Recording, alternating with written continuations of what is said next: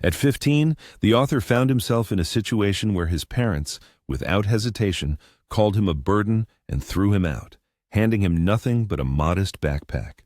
23 years later, at his grandfather's funeral, his mother and father arrived in two identical Mercedes-Benz vehicles, showcasing their ostentatious wealth. They were there for one sole purpose: to demand their share of the $40 million his grandfather had left behind. However, when the lawyer, with a mysterious smile, uttered the phrase, "Only you know what this means," the protagonist understood that his grandfather had foreseen this moment from the very day he, a homeless teenager, first knocked on his door. This is a narrative about the journey from sleeping on a modest couch in his grandfather's home to inheriting an entire fortune that his parents believed was rightfully theirs. But beyond the material aspects, it is a story about the painful realization that the people closest to you can inflict the deepest wounds, and that family is not always defined by blood.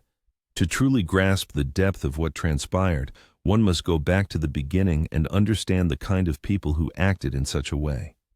His mother, Vivienne, was a successful real estate agent specializing in selling luxury homes in Cincinnati's most prestigious neighborhoods. She was always impeccably dressed in designer suits, and her white Lexus gleamed after its weekly Sunday wash. Every detail of her appearance was meticulously planned, polished, and perfect. She possessed an uncanny ability to instantly assess anyone's financial standing, bestowing her smile only upon those who served her interests and ignoring everyone else. Image was paramount to her. His father, Bernard, held a position as an investment banker, managing assets for clients whose wealth far surpassed what most people could accumulate in several lifetimes.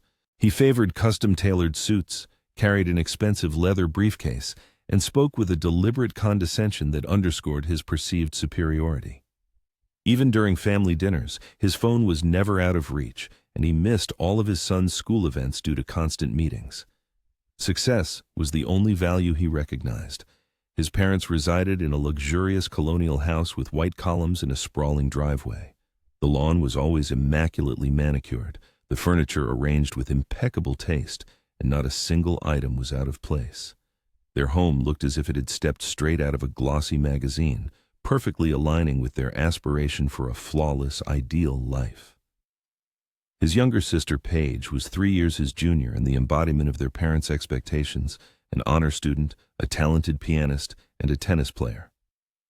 She wasn't a malicious person, but the fear of disappointing her parents held her captive. She learned early on that to maintain their favor, she had to strictly follow the script they had written for her. The author, however, did not fit into this meticulously crafted picture. He suffered from dyslexia, a condition his parents stubbornly refused to acknowledge, dismissing him as simply lazy. School became an agonizing ordeal, as letters on textbook pages seemed to dance and blur before his eyes, while other students effortlessly read the text. His grades were disastrously low, and he barely managed to pass most subjects. Teachers frequently called home, only to elicit annoyance and displeasure from his mother. Yet, he was not unintelligent. He simply possessed a different kind of mind.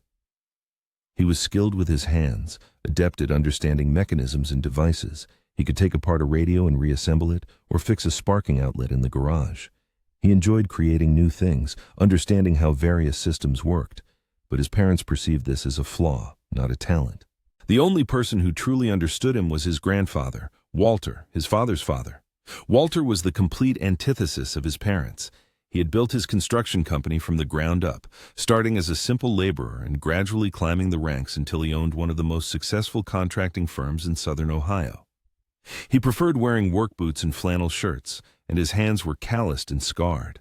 He drove an old pickup truck that he refused to replace, believing it still served its purpose perfectly well. His father was ashamed of him. It might sound harsh, but it was the truth.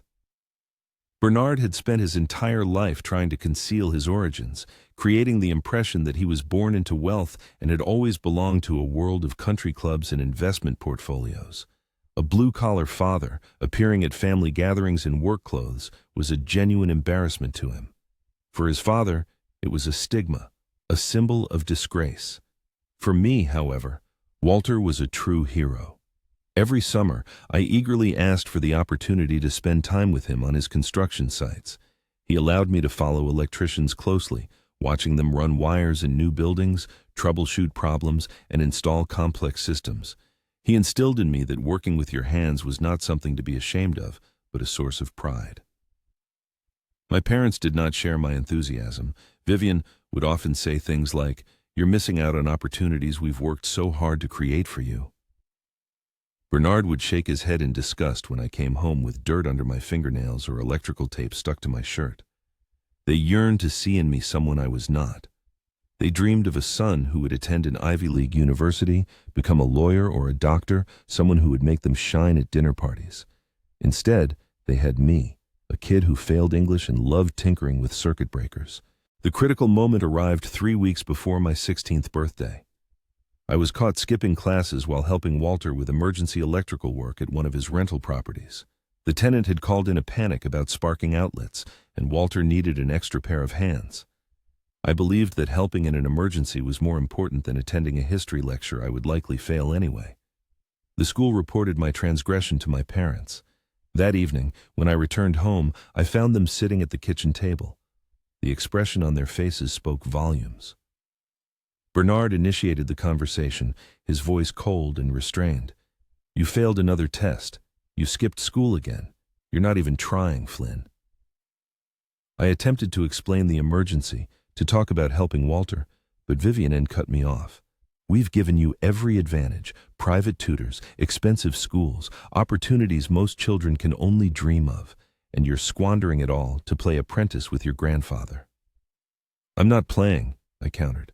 "I'm learning a real trade, and I'm good at it." Bernard's face contorted with anger. "You're not trying because you don't want to be part of this family. You want to disgrace us. You want to destroy everything we've built." And then Vivian uttered the words that echoed in my head for the next 23 years. "You are a waste of everything we've invested in you." Silence descended upon the room. Even Paige, standing in the doorway, gasped in astonishment. I felt as if I'd been punched in the chest. My own mother had just called me worthless to my face. That night, I went to bed feeling an internal emptiness. I didn't yet know that my parents had already made their decision. They were tired of their failure of a son. They wanted me gone. The next morning, I woke to find 2 packed duffel bags standing by the front door. My clothes, my few belongings, all neatly folded into these bags, as if I was being erased from their perfect home. Bernard was drinking coffee at the kitchen table, engrossed in his newspaper, as if it were just an ordinary Tuesday. He didn't even lift his head when I came downstairs. "What's going on?" I asked, my voice trembling. He pulled out his wallet and counted out $200 in cash. He placed them on the table between us. "You want to work with your hands? Go and make a life for yourself without our money, without our support, without us." I stared at him, unable to comprehend what was happening. "You're kicking me out? I'm 15. "You'll be 16 in 3 weeks, Vivian replied from behind me. She was already dressed for work, checking her reflection in the hallway mirror. "Many people manage on their own at 16. Perhaps real-life experience will teach you what we couldn't." I looked at Paige. She stood on the stairs, tears streaming down her face, but she remained silent. She just stood there, frozen. "Take your things and go," Bernard said. He finally looked at me and his eyes were empty. "We're done." With trembling hands, I grabbed the $200. I picked up the duffel bags and walked out the front door of that immaculate colonial house, knowing I would never be welcome there again. They would not have experienced the slightest joy from such a turn of events. Walking the 6 miles to Walter's house, the narrator couldn't hold back tears the entire way. The heavy bags caused pain in his shoulders, and his new sneakers mercilessly chafed his feet until they bled. Passers-by and cars cast sympathetic glances at the young man, struggling along the sidewalk with all his meager belongings. When he finally reached Walter's small single-story house in the east end of the city, he barely had the strength to knock on the door. His hand trembled betrayingly. Walter, opening the door and taking just one look at the tear-streaked face, the bags, and the young man's overall state, instantly understood the entire situation. Without asking any questions, he simply pulled him inside and enveloped him in a strong embrace that smelled of fresh sawdust and strong coffee. "They finally did it, didn't they?" Walter said softly. The narrator could only nod in response, burying his face in Walter's shoulder, unable to utter a word. Walter, pulling back, looked him intently in the eyes and said, "Listen to me carefully, Flynn. You're not worthless, and you're not a disgrace to the family. You're just a good kid who unfortunately got unlucky with parents who can't understand what's truly important in life. You can stay here as long as you need, but you'll live by my rules. You'll finish school, you'll work hard, you'll treat people with respect, and you'll never again let anyone make you feel useless. Deal?" "Deal," the young man whispered in reply. That day marked the starting point of his real life. On that day, he realized that family isn't always about blood ties. Sometimes it's about those who appear at your toughest moment when everyone else turns away. Over the next 3 years, the narrator lived under Walter's roof. Walter helped him earn his GED when attending regular school became impossible. Walter taught him the electrical trade, paid for his apprenticeship, and ensured he learned from the best craftsmen in his company. He vividly demonstrated that honest labor has its own value and that creating something with your hands can be just as significant as obtaining a higher education. His parents never apologized, showed no interest in his fate, and never called to check on him.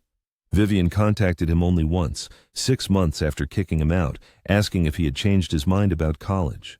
Upon hearing that he was working as an electrician and enjoying it, she simply hung up. Bernard never called at all. Paige sometimes secretly sent short messages full of longing and regret. "I miss you," or "I'm sorry." However, she never dared to openly defy her parents, fearing she might share his fate, becoming the next child cast out for not being perfect enough. At the time, the narrator didn't know that Walter saw all of this.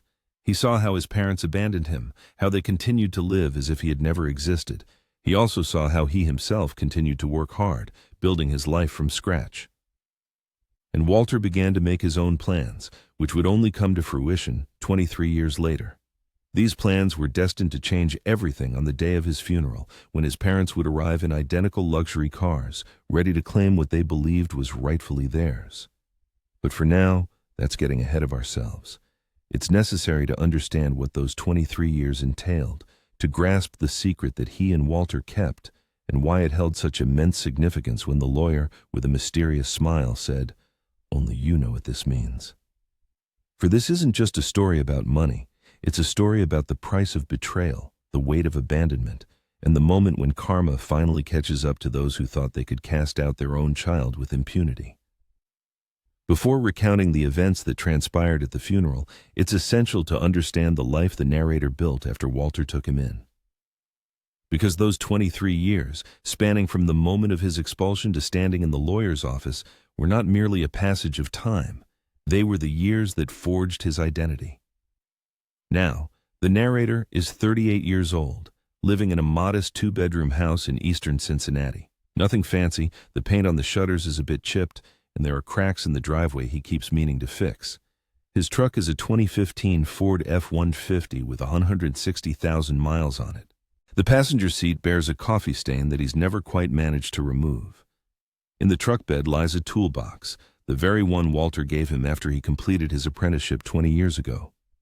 2 decades have passed since fate determined his path. Like the 18 years prior, he works as an industrial electrician. His days are filled with running wiring in modern office buildings, meticulously troubleshooting electrical systems in vast warehouses, and installing industrial lighting that transforms spaces. His hands, hardened by labor, are marked with calluses and scars, testaments to his professional journey. His forearms bear a perpetual tan, as if a reminder of faithful work gloves. The scent of electrical tape and copper wire has become his signature. He is a master of his craft, his skill unquestioned. An impeccable reputation guarantees him a steady stream of work. His life is simple and orderly. He wakes at 5:30 a.m., performs the ritual of making coffee in the same reliable coffee maker he's had for 10 years, and by 7, he's at work, ready for new challenges. His workday typically ends by 4 or 5 in the afternoon, after which he returns home to wash away the dust and sweat of a hard day's labor. Evenings are dedicated to preparing dinner, usually something simple and unpretentious, be it spaghetti or grilled chicken. After dinner, he finds solace in watching sports on television. An early bedtime is a necessity, as morning arrives relentlessly quickly. He is not a wealthy man.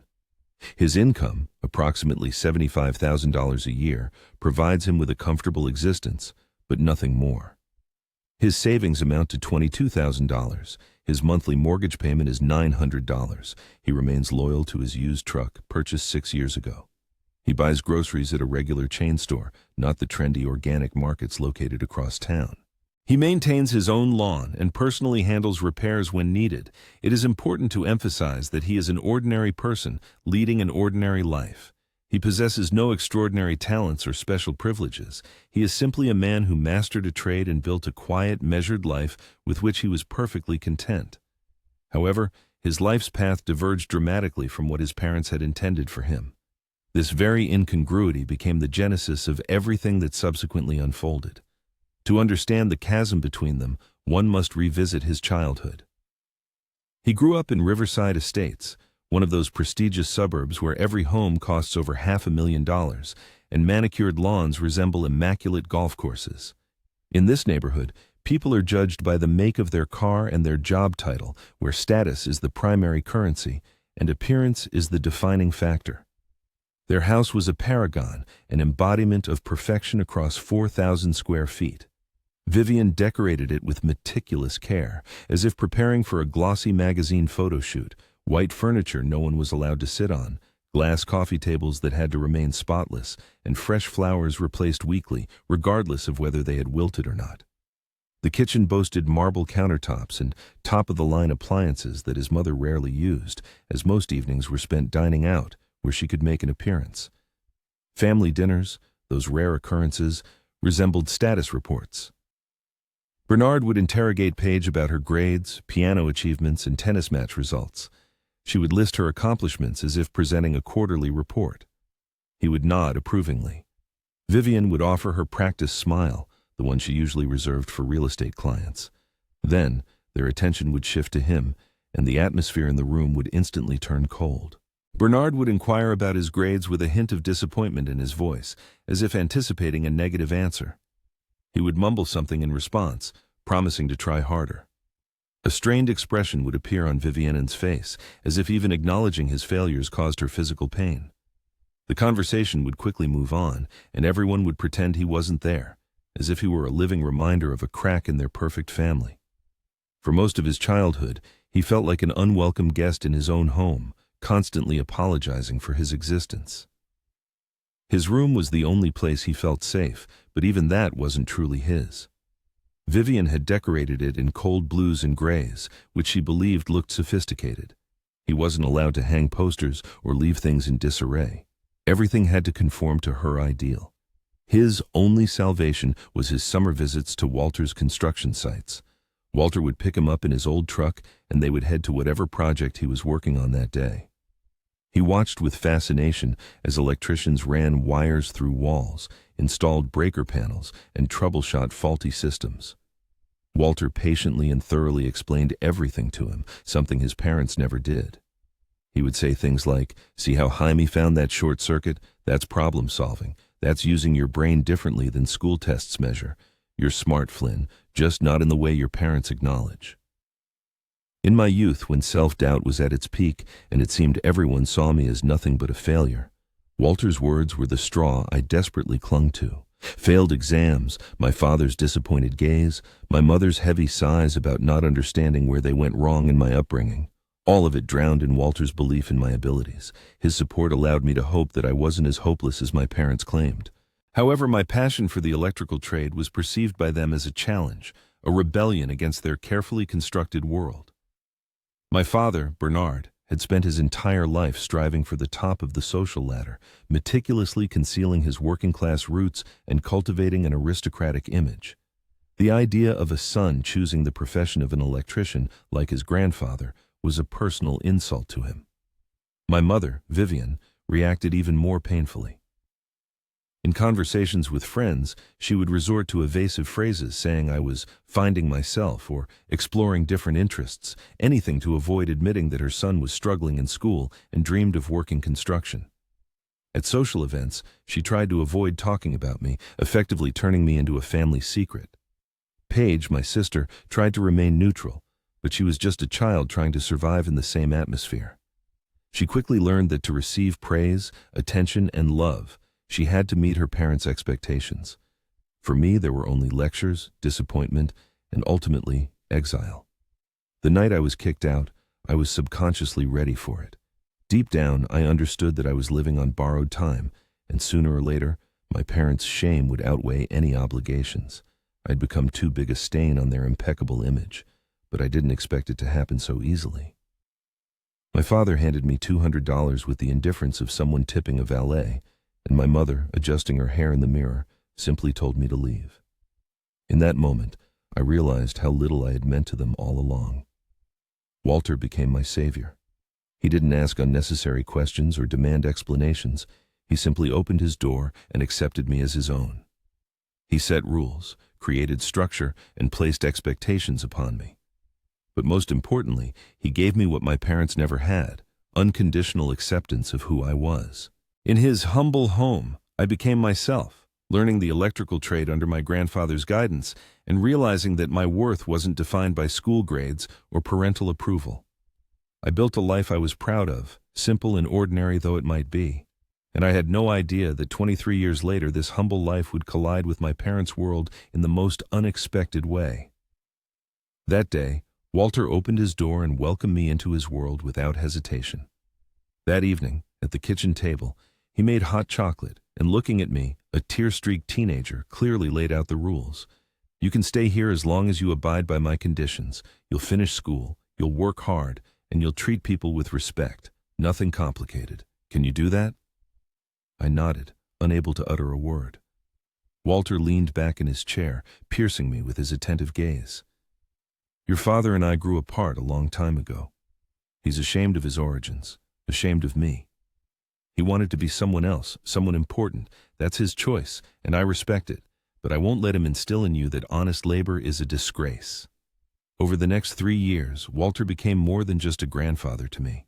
He became a father in every sense of the word. He helped me get my GED when regular school became impossible. He paid for my electrical apprenticeship from his modest budget.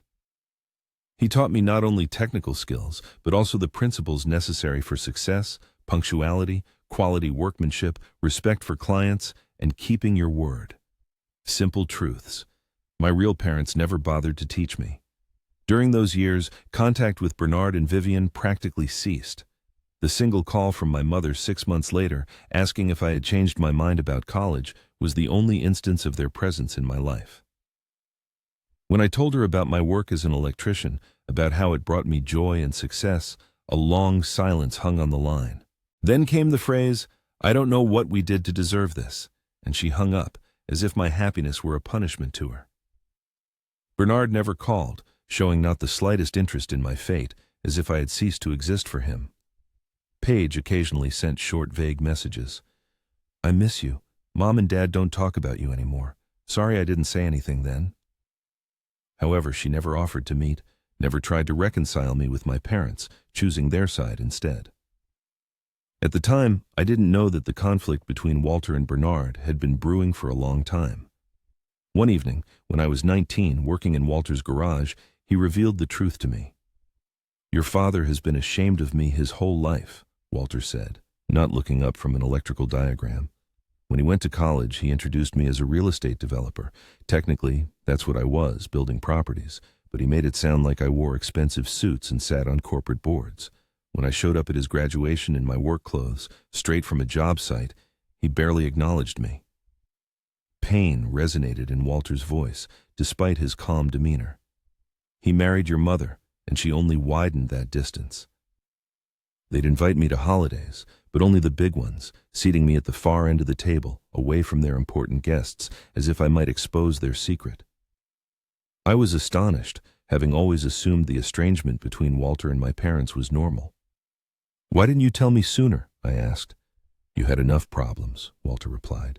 "You didn't need to know that. Your father spent his life running from his roots, but now you're grown, and you need to understand that it's not about you, Flynn.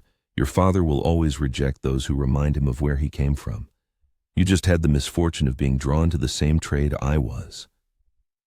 That conversation completely changed my understanding of what had happened. It turned out that my parents hadn't kicked me out because of my failures, but because I embodied what they were so desperately trying to escape. When I turned 23, Walter called me over with a serious, even frightened expression on his face. "I need to tell you something, and it has to stay between us. No one must know, not Paige, not your parents, no one. Promise?" "Of course," I replied, feeling a surge of anxiety. "What's wrong?" "I saw the doctor last week about this cough. They ran some tests." Walter clasped his hands tightly on the table. "I have a serious heart condition. The doctors say it's been developing for years, but now it's in an advanced stage.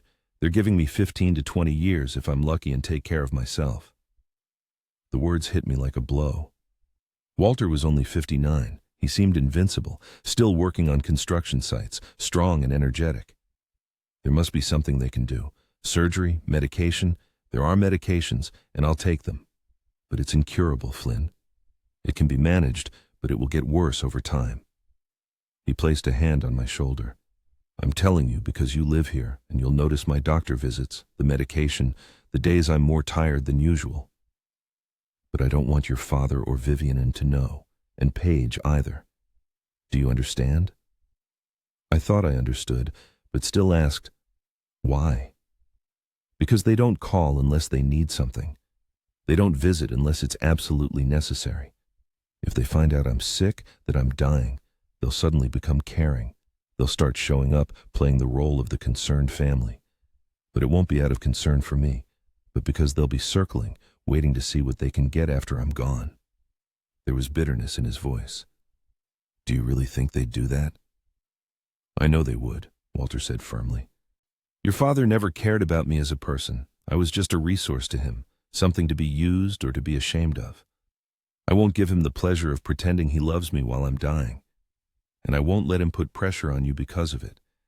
So this stays between us. Promise me, Flynn." "I promise," I said. And I kept that promise for the next 15 years. The years flew by swiftly. Watching Walter's health gradually decline was agonizingly difficult for me. There were days when he felt better, when he could work a full shift, joke with colleagues, remaining the strong man I had always known. But more often than not, he was tired by midday. Having to sit down and rest, and even climbing a single flight of stairs became a struggle. I increasingly took over the management of the company. Walter imparted to me not only the secrets of electrical installation, but also the skills of management, negotiation, and client relations. By the age of 30, I was effectively running the electrical division of his firm. Walter still made important decisions and tried to come to work when he could, but the day-to-day operations of the company fell to me. And all this time, Bernard and Vivian remained distant. They called on Christmas, limiting the conversation to a brief 15 minutes, during which Bernard inquired about the company's business, and Walter responded evasively. They visited him, perhaps once a year, and always left within an hour, citing urgent commitments. They never once asked about Walter's well-being, never noticed that he had lost weight and moved more slowly. They were too preoccupied with themselves to see anything beyond their own world. Paige married a corporate lawyer named Derek at the age of 27. I was not invited to the wedding. I only found out 3 weeks later when she sent me a message with a photo in her white dress, expressing regret that things had turned out that way. I didn't reply. What could I say? By then, she had fully adopted our parents' lifestyle, a large suburban house, a luxury car, country club membership. She had become a copy of Bernard and Vivian, and the bond that once existed between us as siblings had vanished. Years accumulated like layers of sedimentary rock. I turned 30, then 35. Walter turned 70, then 75. His hair had completely grayed, and his hands trembled, especially when he held tools. The medications sustained him, but we both knew we were living on borrowed time. I increasingly adjusted my work schedule to accommodate his needs. I started spending 3 or 4 nights a week in his guest room to be nearby if he needed help. We had dinner together every evening I stayed, watching baseball games or old westerns, talking little but feeling comfortable in the silence. Bernard and Vivian's annual visits became shorter and more formal. They appeared on Christmas Day, stayed for exactly 90 minutes, exchanged perfunctory gifts, and left. They never asked Walter about his health, never noticed the pill organizer on his table, or how he paused to catch his breath. They were so absorbed in their own lives that they failed to notice the obvious. When Walter turned 78, his condition began to deteriorate rapidly. Good weeks were replaced by bad ones. Some mornings, he struggled to get out of bed without assistance. I hired a part-time caregiver to look after him on days when I had to work. I completely restructured my life so he wouldn't be alone. One Sunday evening, 3 months before his passing, Walter called me into his study. He looked tired and worn, older than ever. "Sit down, Flynn. We need to talk about what happens next." "Don't say that," I automatically replied, though we both knew this conversation was long overdue. "I'll be 79 next month. I have a serious heart condition. Stop pretending." His voice was calm but firm. "I've taken care of everything. Leonard Hutchins has been my lawyer for 30 years, and he's handling all the legal matters. My will is updated. Everything is in order." "Okay," I said softly, not understanding what he was leading up to. "Your father will be upset. And Vivian, too. Perhaps Paige, though she'll probably hide it better." Walter looked at me intently. "They will believe they are entitled to something they won't receive, and they will blame you for it." "Why would they blame me?" Walter smiled sadly and knowingly. "Because you were here. You kept the secret. You came without asking for anything in return, and that will make them look very bad when the truth comes out." I didn't understand what he meant. But before I could ask, he continued, "I watched them for 15 years, Flynn. I watched how they treated you after they kicked you out. I watched how they treated me, their father and grandfather. They call once a year. They visit out of obligation. They never once asked about my health, never wondered why I was slowing down, never cared enough to notice that I was dying." His voice trembled slightly on the last word. "But you were here every Sunday dinner for 23 years, every doctor's visit for 15 years. You kept my secret not because I promised you anything, but because I asked you to. Because you're a good man who keeps his word. That matters, Flynn. It matters more than they will ever understand." On a Tuesday, in the early days of September, a phone call shattered the ordinary flow of the morning. Flynn, an electrician busy laying cables in a new office building, heard Walter's nurse's trembling voice on the line. The news was inexorable. "Flynn, come immediately. He's gone. I found him this morning. He passed in his sleep." What followed felt like moving through a fog. The drive to Walter's house, parking, entering, all of it blurred from memory. Only one image remained: Flynn, frozen in the bedroom doorway, looking at Walter lying peacefully in bed, and the realization, the closest person in his life was gone forever. The nurse had already called the coroner. Flynn, unable to tear himself away, sat beside Walter, holding his hand and silently mourning his loss. There was no trace of pain on Walter's face. He had passed as he had wished, at home, in his sleep. As the closest relative listed on all medical documents, and the person who had made all decisions regarding his health for the past year, Flynn bore the burden of organizing the funeral. Calls to the funeral home, the coroner, business partners, friends, each one resonated with pain in his heart. But the most dreaded was the call to Bernard, his father. His hand trembled as he dialed the number. On the third ring, Bernard answered. "Flynn, why are you calling from Grandpa's phone?" The question came. "Dad," the word, almost forgotten after years of silence, escaped his lips. "Walter passed away this morning in his sleep, peacefully." A pause followed, broken only by Bernard's dry voice. "I see. When did this happen?" "The nurse found him around 7 this morning. I've been here since 8. "All right. Thanks for letting me know." His tone was restrained, businesslike. And before Flynn could say anything, came the question that sent a chill down his spine. Did he leave instructions regarding the inheritance? Is Leonard Hutchins still handling his affairs? Walter had been gone for only 3 hours, and Bernard only cared about money. "Yes, Leonard is handling everything. I'll arrange the funeral according to Walter's wishes.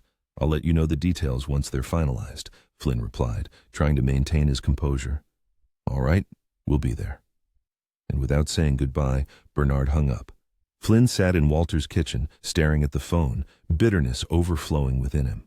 No sympathy, no sorrow, no shock, just a question about the inheritance. The next 3 days were spent preparing for the funeral. Walter had left clear instructions in a folder in his study, just as he had promised. He wanted a modest service at St. Michael's Chapel, a small church he occasionally attended. He wanted his construction crew there, the electricians he had trained, the people who truly knew him. No pomp, no unnecessary expense. "Don't spend money on a show," he had written. "Give people sandwiches and let them tell stories about me. That's all I need." Flynn meticulously followed his instructions. He called Walter's old friends, men in their 70s and 80s, with whom he had worked side by side for decades. He contacted the electricians from his company. He ordered simple flowers and a modest reception. And then the day of farewell arrived. Flynn came early, in his only suit, and stood by the chapel, greeting arrivals. Walter's friends pulled up in pickups and modest sedans. They hugged Flynn, shared memories of working with Walter, expressing their grief genuinely and openly. Then they appeared. Two silver Mercedes SUVs, like participants in a parade, drove into the parking lot one after another. Immaculate, gleaming in the sun, each likely costing at least $80,000. Bernard and Vivian emerged from the first. Bernard wore a charcoal suit, probably worth $3,000. Vivian was in a black designer dress and heels so high she struggled to walk across the gravel parking lot. Both wore sunglasses despite the overcast sky. Paige and her husband Derek emerged from the second SUV. Paige was in a black dress with pearl accessories. Derek was in an expensive suit, glued to his phone. They looked as if they had arrived for a fashion show, not a funeral. Everyone present understood. These were not people who had come to mourn. They had come to be seen mourning. In that solemn hour, as loss gripped hearts, Vivian approached and embraced me, her touch formal, as if precisely timed. "Oh, darling, our deepest condolences on your loss," she uttered, her voice carrying the polished intonation she likely used with clients, devoid of any genuine warmth. Bernard offered a dry handshake.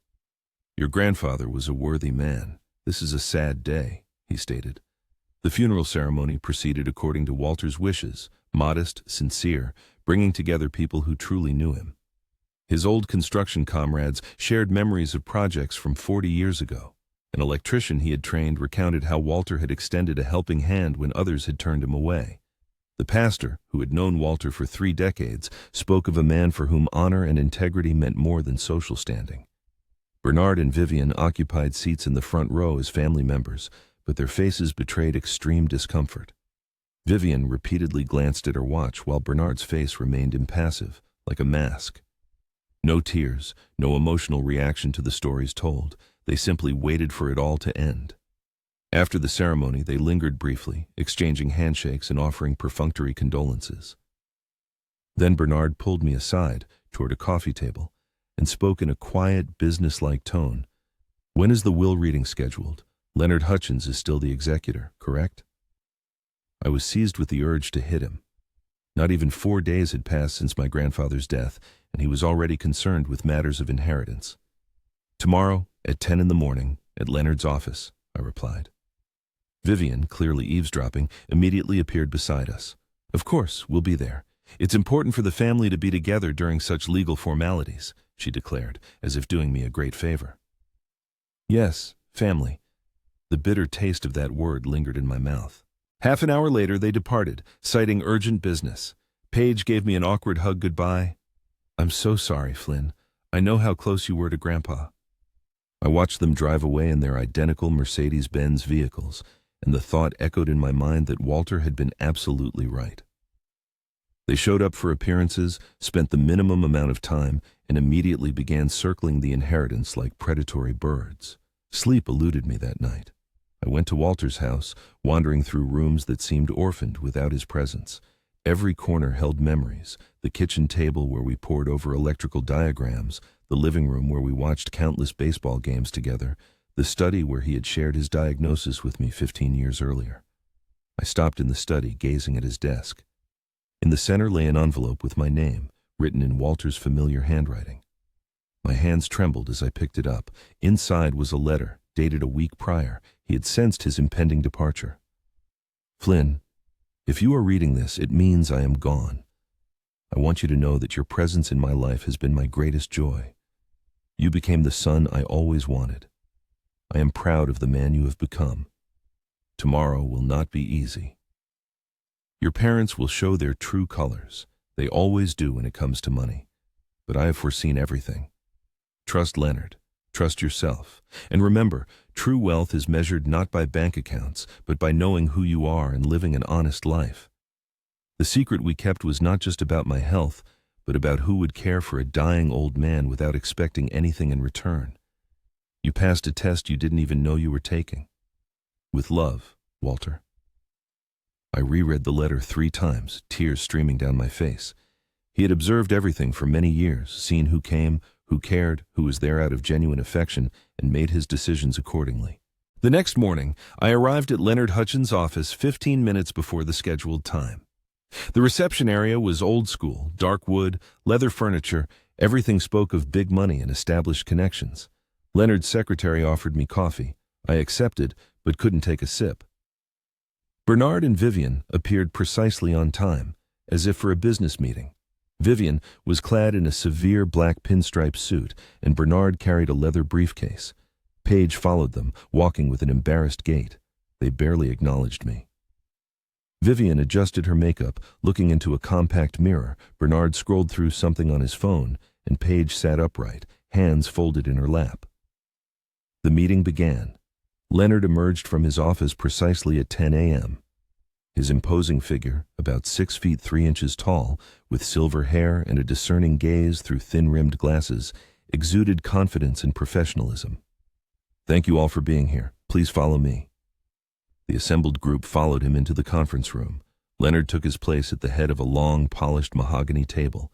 Before him lay a thick folder with the name Walter clearly printed on the label.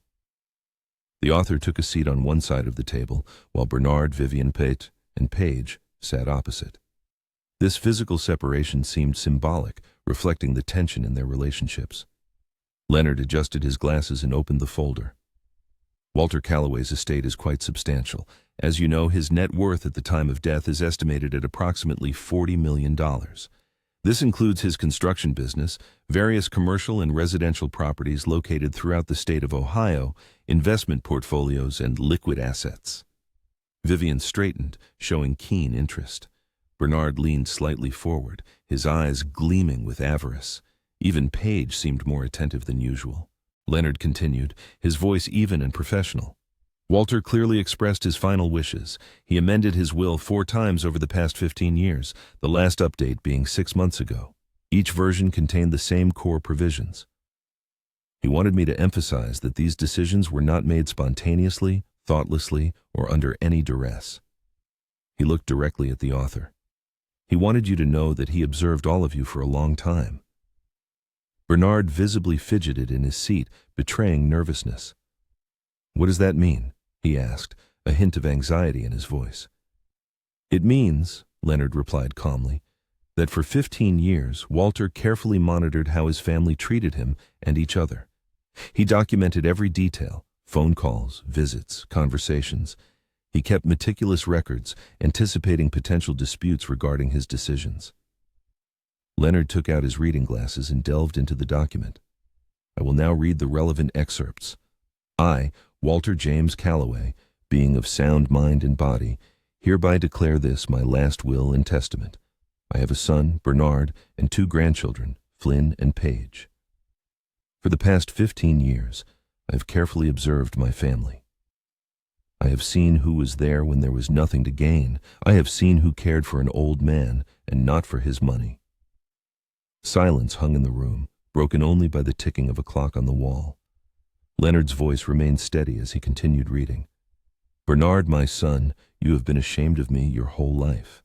You built your life pretending to come from wealth, ashamed of your working-class father. You called once a year out of duty, always asking about business, but never about me. You visited me only when etiquette demanded. You never cared about my well-being, my health, my affairs, never cared about anything but the size of my estate. To you, I leave $10,000. Use it to realize what you lost by choosing status over family." Bernard's face turned crimson with rage. His hands clenched convulsively on the arms of his chair. "This is impossible. It's absurd. I'm his only son. This will is invalid. He was not of sound mind."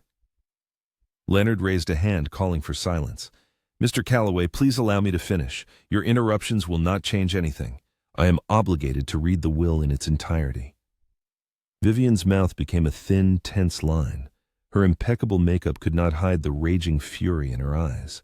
Leonard continued, "Vivian, you married my son and adopted his shame. You kicked out your own child because he did not fit your idea of success. You showed me who you truly are. To you, I leave nothing. You have taken enough from this family already." Vivian sprang to her feet. "This is outrageous, simply outrageous. We will contest this will immediately. You cannot just—" "Mrs. Calloway, please sit down." Leonard's voice was firm, but not unkind. "I understand your distress, but there is more." Vivian slowly sank back into her chair, her hands trembling with rage. Leonard waited for her to compose herself, then continued, "Paige, you were too young when your brother was cast out, and I do not blame you for not standing up to your parents then. But you are an adult now, and you had 23 years to make amends. You chose comfort over courage. To you, I leave $100,000. This is enough to mend your relationship with your brother, if you wish, or enough to forget him, if that is easier. The choice is yours." Paige's eyes filled with tears. She lowered her gaze to the table, her face contorted with pain. Leonard's voice softened slightly as he transitioned to the concluding part of the will. "To Flynn, my grandson, who became my son, who kept a secret, asking nothing in return, who came not for inheritance but for love. To Flynn, I bequeath my entire estate, the business, the properties, the investments, everything. Approximately $40 million, give or take, depending on the final valuation." The room erupted in indignation. Bernard instantly sprang to his feet, so swiftly that his chair crashed backward, hitting the wall with a thud. "This is outrageous, fraud and undue influence. He was on his deathbed, his mind was clouded. Flynn simply took advantage of his weakness." Leonard's expression became impassive, as if carved from stone. Walter was examined by 3 different doctors in the 6 months prior to his passing. All of them unanimously confirmed his full mental competence. I have their written statements, signed by each. He remained lucid until his last day. The will underwent thorough review and received approval from 2 independent attorneys. It is absolutely incontestable. Vivian sharply turned to me, all pretense of civility gone. "You manipulated a sick old man. You convinced him to disinherit his real family. You're pathetic, Flynn. You always were." Finally, I found my voice, trembling with emotion, but firm and resolute. "I knew nothing about this. I never asked Walter for anything, not once in 23 years. "That's precisely why you get everything," Leonard stated unequivocally. He reached into the folder and extracted a sealed envelope. "Walter left me clear instructions for this scenario. He anticipated your reaction. He knew you would accuse Flynn of self-serving manipulation, and so he prepared something." Leonard slid the envelope across the table toward me. On the front was my name, written in Walter's familiar handwriting. The will mentions a secret he kept. Walter wanted me to hand this to Flynn in the presence of all of you. Flynn, only you know what this means. My hands trembled as I tore open the envelope. Inside lay a single sheet of paper, dated 15 years ago, a week after Walter's dire diagnosis. The words blurred through a veil of tears, but I still made them out. "Flynn, by the time you read this, you will have cared for a dying man for many years, and you did it not for money. You don't even know this letter exists, and not for recognition. No one but you knew of my illness. You did it simply because you are a good man. That's who you truly are. Your parents disowned you for not meeting their expectations, but you are everything a real man should be. You kept my secret. You were always there. You earned every penny you received from me, not by manipulation, but by your character. Be proud of yourself. I am proud of you. Walter." I couldn't utter a word. I choked back the overwhelming emotions. I simply held the letter in my hands and wept. Leonard's voice, like a sharp knife, cut through my grief. Walter instructed me, if anyone doubted Flynn's integrity, to read this letter aloud and present the documents he prepared. Should I do so? Bernard was already hastily backing toward the door. "This changes nothing legally. We will contest this will. We will sue for years." Leonard smirked, and there was not a trace of friendliness in that smile.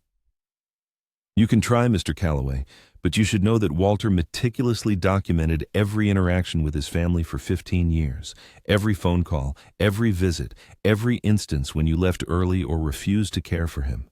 He kept a detailed diary. He even recorded some conversations. All of this is legally valid and has already been submitted to the probate court. He slid a thick folder across the table. You abandoned Flynn when he was just 15 years old. You only remembered your father when you needed something. You came to his funeral in $80,000 cars and immediately talked about money. All of this is documented. You can spend your funds on lawyers if you wish, but Walter's will is ironclad. Flynn will inherit everything. Bernard grabbed Vivian's arm. We're leaving. Our lawyers will be in touch. You can try, Leonard calmly reiterated, but I have practiced probate law for 37 years. And this is the most thoroughly documented will I've ever encountered. Walter knew you would fight for the inheritance, and he prepared for it accordingly. They exited the room, Vivian's heels clacking angrily on the hardwood floor. Paige slowly rose from her seat, tears streaming down her face. She looked at me, opened her mouth as if to say something, but then merely shook her head and followed her parents. The door closed behind them, leaving me alone with Leonard in the quiet conference room. Your grandfather loved you very much, Leonard said softly. He planned this moment for years. He wanted your parents to realize the cost of their choices. After the will reading, a series of lawsuits unfolded, lasting 6 months. Bernard and Vivian, sparing no expense, hired costly lawyers to contest Walter's last will, accusing Flynn of undue influence, testamentary incapacity, and even fraud. However, all their attempts failed.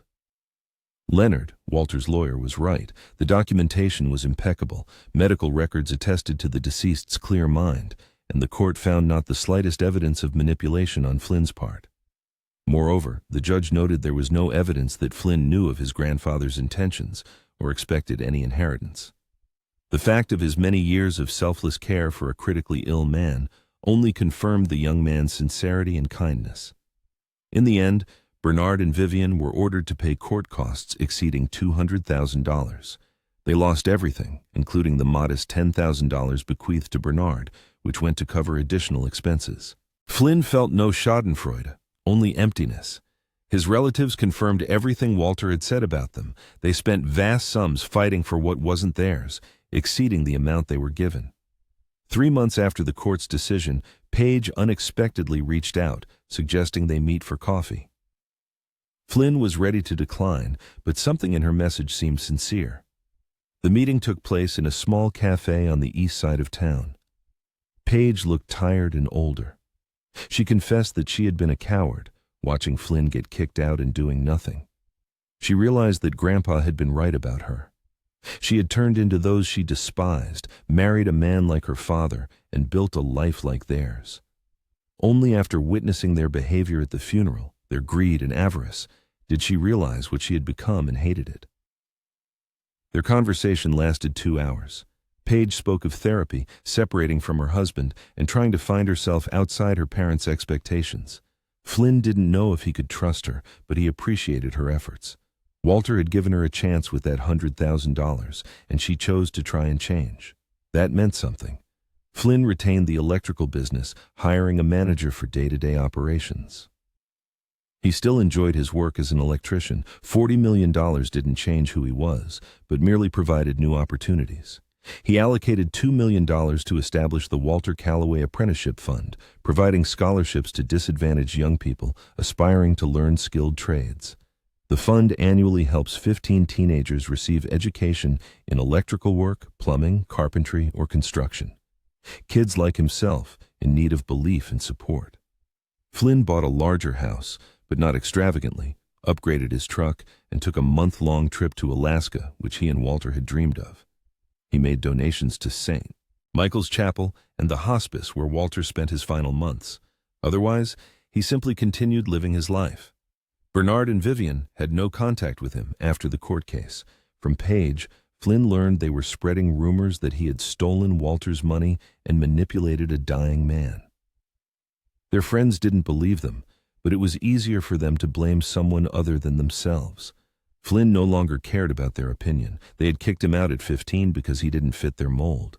Now he had everything they thought was theirs, and they couldn't come to terms with it. The unexpected inheritance became a turning point in the narrator's life. However, contrary to popular belief, it was not an act of revenge.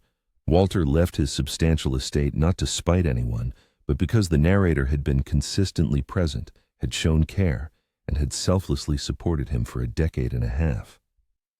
On the first anniversary of Walter's passing, the narrator opened a second letter, given to him by Leonard. It contained valuable advice on running a business, managing properties, and investing.